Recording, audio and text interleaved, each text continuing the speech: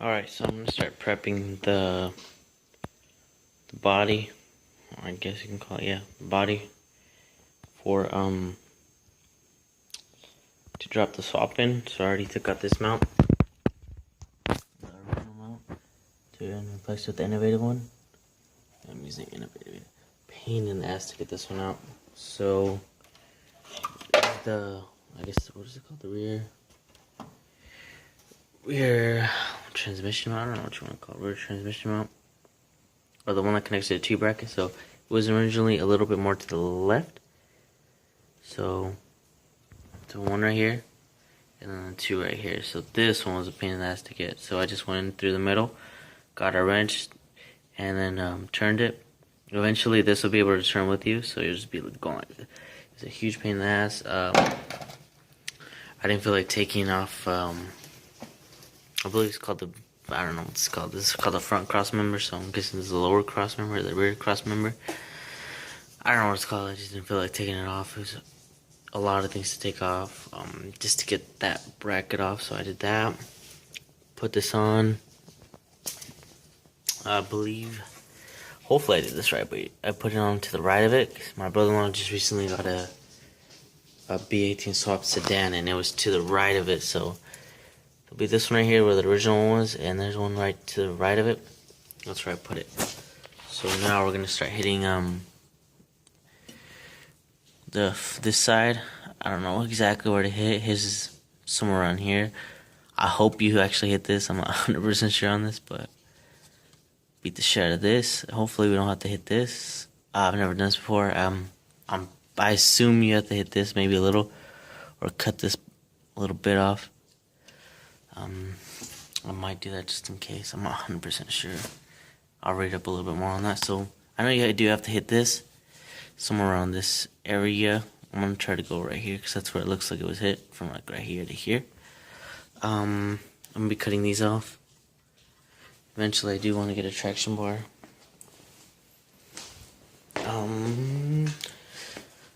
I installed the flywheel from the B18A1 onto here.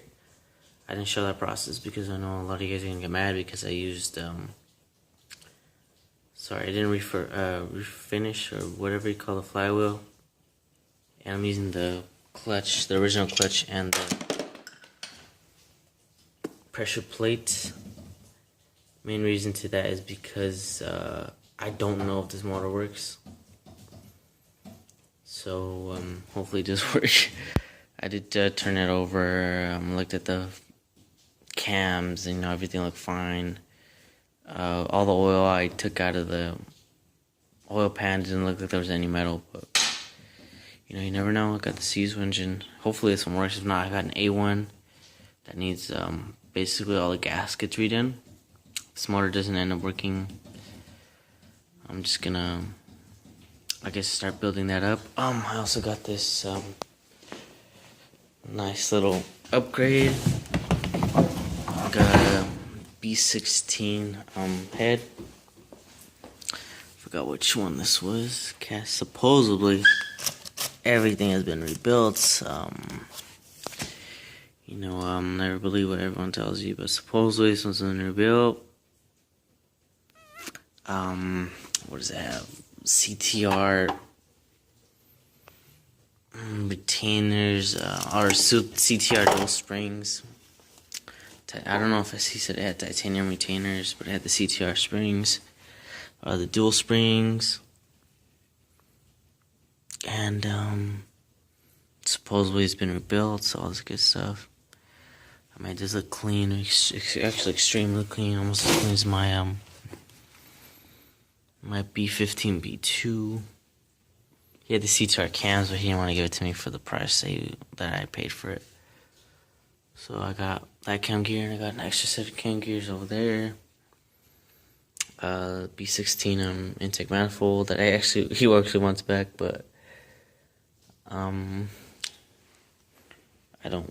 doubt I'm gonna be upgrading the intake manifold anytime soon now. So that's that. I'll probably be swapping over this throttle body and just get rid of charcoal canister, all that crap I have on there.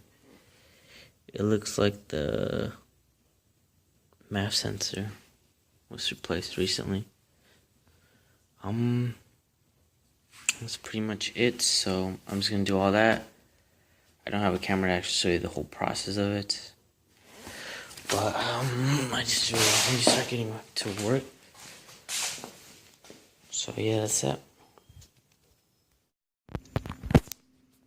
Alright, so I finished installing the motor. Some tips when you're doing this is to have a jack with a piece of wood on top of it to get the motor to sit straight. I don't really know. I installed this one first, and then the tranny mount, and then the rear T bracket. So also, I actually ended up taking off the motor mount that goes on the tranny. Should be this one right here. This one right there. Prior to installing it. So yeah, basically you drop the motor in. You're gonna bolt up this one, and then when you get to this one, you're gonna have to install it while it's while this one's inside. So take off this side motor mount. Just leave this one on, put it in, and then get a jack and a piece of wood, and jack this side up, and jack it up, and then while you're doing that, you're gonna have to install this mount. It's a lot easier that way. I guess this little I don't know what you want to call it, the bracket that holds the mounts up kind of got in the way, so that's the way I did it. And then from there, you're gonna have to lift it up towards the middle, and then to get that mount in right there. Yeah, right there. After that, let me just install everything. I already started it. I got a couple codes: auto control valve, and throttle position sensor, and just a couple random codes. One was the what is it called? This plug right there. So so my alternator, everything was good. That's where you have to hit it. So you see that little hole right there. So you're gonna have to hit it around this area. Fits fine. So yeah, you don't have to go this far. Just go more, pretty much directly right under that in this little area. I hope this gives you an idea of what to hit, cause I just fucking went ham on it and just fucking beat the shit out of it. So that's more the area you're gonna have to do. Some you are gonna have to extend some wires. I did these wires right here. Where is it? Right here. So I extended the O2 sensor wire on the harness side. I don't know if you really have to extend it. I just ripped it off on accident because I didn't think I needed it, and I forgot about the O2 sensor. The oil pressure, I believe it's just like this little plug that plugs into the side of the block. It looks like a little pin. Right there, I extended that one. And the plug right next to it, I don't know if it's the oil pressure sensor in that little ground. I'm not 100% sure what that one is. But you're going to have to extend both of those right there. Hopefully you did your injectors long enough, your injector clips. I didn't have to extend that or the Dizzy. Since I'm OBD0, I don't need the jumper, so that's what I did. Throttle position sensor, I didn't have to, what is it called? I didn't have to extend that one. So I did the ground. I used stock headers. It was a pain in the ass to put the stock headers in. So what I also recommend is dropping the motor in, and then installing the headers, and then putting in your radiator. If you have the half-size radiator, you shouldn't have a problem. But what I had to do is go on this side, and then basically kind of like shimmy them this way, bolt them, and then put the radiator in. So just some tips, guys. Only other plug I had to do was this one. Extend this plug. It's the one that's not connected. Sorry, it's the one that's connected to the bunch. So there's gonna be one. I believe it's called the tandem valve. It's all by itself. It's not really wrapped up in the harness. Don't use this one. So you're gonna have to use this one. It's a green and yellow wire or white wire with a red wire. With the red and or brown.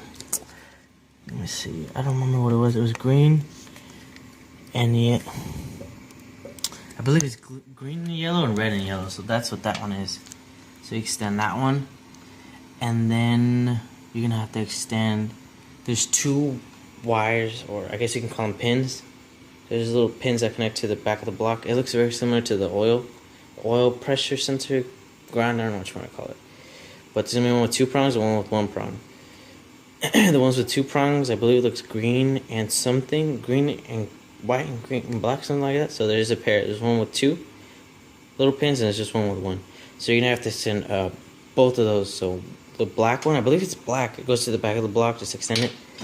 And there's another one. I believe it's the coolant. I don't know. I know it did something with the coolant on the back of the block. So you're gonna have to extend it and bring it right here to the thermostat. So it's a thermostat. It's right there. It's yellow and green and black. So this is the original thermostat plug that I took off the B18B1 plug. I'm pretty sure I still have it on my B18A1 as well. I heard you could. I know you could use the same one off of a VTech plug. Yeah, if you want to call it. So the one that is to the left is the yellow one, and then the one to the right of it or below it is the black one. That's actually, I'm getting a code for that one too. I didn't actually connect it. I just shoved some wire into the little plugs because their plugs are hollow. I actually need to cut them up and connect them. So I got a code for that one. This one over there, which I just replaced, and the throttle position sensor, which actually I broke, and I took it off of the VTech throttle body, or the VTech head that came with the throttle body. Another tip: I would just take off the throttle body when you're putting it in, and the map sensors. Just take them off the block. The firewall. And just move them towards me or towards this way, and then so that way you don't break anything. And then the throttle body. It kind of gives you more leeway with the throttle position sensor, because that's what I broke. I actually broke the throttle position sensor. I'm pretty sure when it was like clinging to this part, this area. So I actually just purchased one. It's on its way. That's pretty much it. Just clean up your grounds. Don't forget the thermostat ground. There is this thermostat ground. It is here. This area it was really hard to find, but I got it. I used the DA upper hose and the DA lower hose. No problems. Remember, there's the ground connects to there's a ground that connects to the body, and there's a ground that connects to the tranny. So there's 2 grounds. So just don't forget that, because I know a lot of people just try to do one. So just do both. Let's our ground to this one. We can just do the one that goes right there. Same thing, really, for that one. So after that, I was getting a buzzing sound. So out of my ECU sounded like a million. But I can't. Just a buzzing sound, and the ECU and the check engine light was buzzing like crazy. So now, turns on. Oh, why is my gas so dim? I didn't really connect it all that well, but yeah. No problems with the ECU. The lights are on, they're really down. I'm pretty sure it's because I fucking did some stupid shit. Or I didn't connect the battery on well. Actually, let me just unplug this. So yeah, it's pretty much that. It's pretty much all you can do from now. Well, I can do for now.